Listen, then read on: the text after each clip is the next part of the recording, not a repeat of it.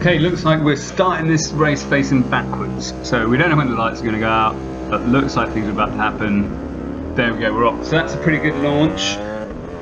And then the second phase, just so as we went up a gear, I think the wheelie control cuts in at a big time and everybody gets on. The number 17 bike came past Phil on the Ducati Tri-Options bike. So something to work on in the future, I guess. And this track, the first two corners are a bun fight, as you'd have seen in the earlier race if you watched that as well. So this is just showing people what's going on behind. But equally, what's happening on the bike is this is the first time in the race weekend that I've ridden the same bike.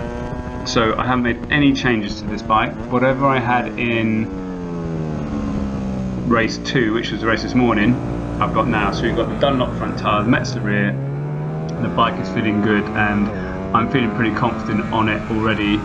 And you can just start progressing. The bike's going fast, you're going into the corners, you've got more confidence, everything everywhere is better.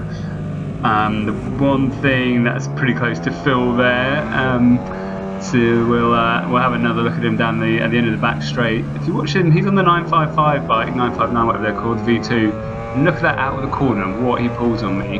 So I've got to try and get it back. Obviously, I say try, it's not that hard. You're just tucked in with the throttle pinned open and I've got a more powerful bike. But then getting past Phil on the brakes is a big ask, and we had a bit of a laugh about that at the end of the race.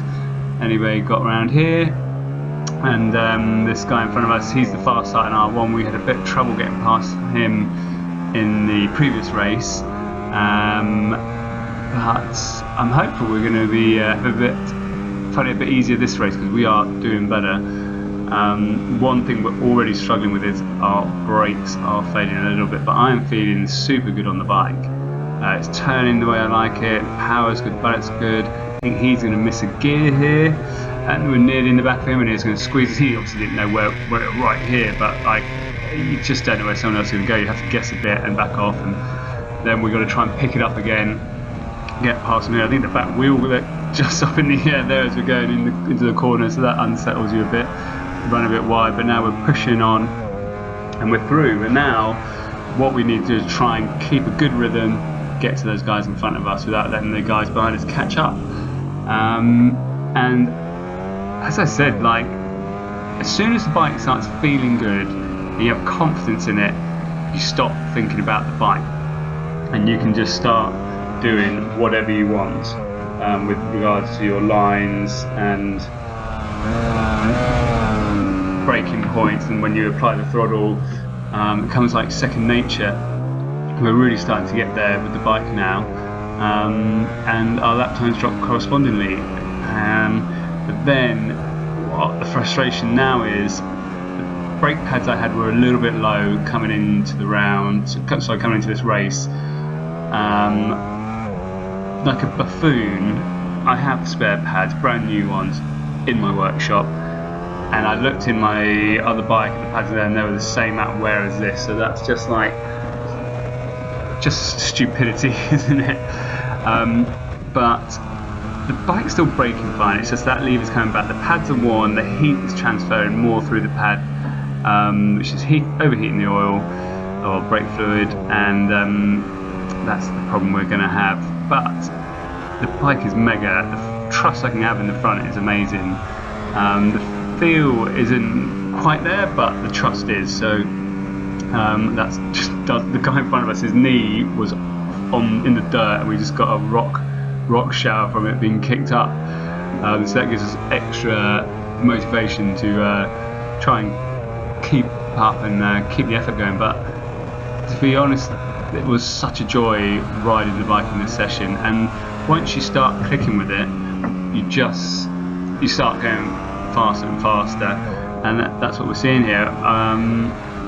And I'm just like elated we finally got somewhere useful with the bike, and the bike's got it in it as well. You just need to find, it's like a jigsaw puzzle with a blindfold on or something, but we're so close now. It's a really great thing, and I'll probably just let this race run out now, and hope you enjoy us trying to pull these guys in.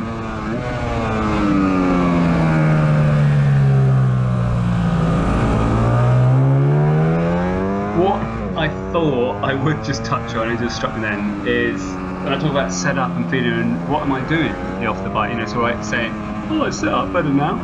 But as we saw, I think in quali in race 1 maybe, I couldn't get the bike to steer, is what I was saying. So the initial turning was good, but then if I wanted the line to tighten, the bike wouldn't do it. It would just push wide. And this is where the benefit of testing and messing around with your bike helps you. You would think if the bike is not turning fast enough or closing a corner, you want to lower the front of the bike. I don't know what, it just seems logical that you lower the front of the bike or lift the back. Exactly the opposite is what I've been doing every time I ride this bike to get it to turn better. So from yesterday's race to the race this morning, well, I had warm-up, which was 1 lap, and in there I had the same sort of issue with it not closing the turn, finishing the turn, and so I took 1mm out of the shock length, so that reduced the rear ride height and the bike starts turning better. I don't know whether it gets the bike a bit better balanced or whether the bike's on its nose too much, so it sort of ploughs on, there's too much weight on there, that's what's happening. But bringing the back end down has allowed the bike to turn like this, like sharply.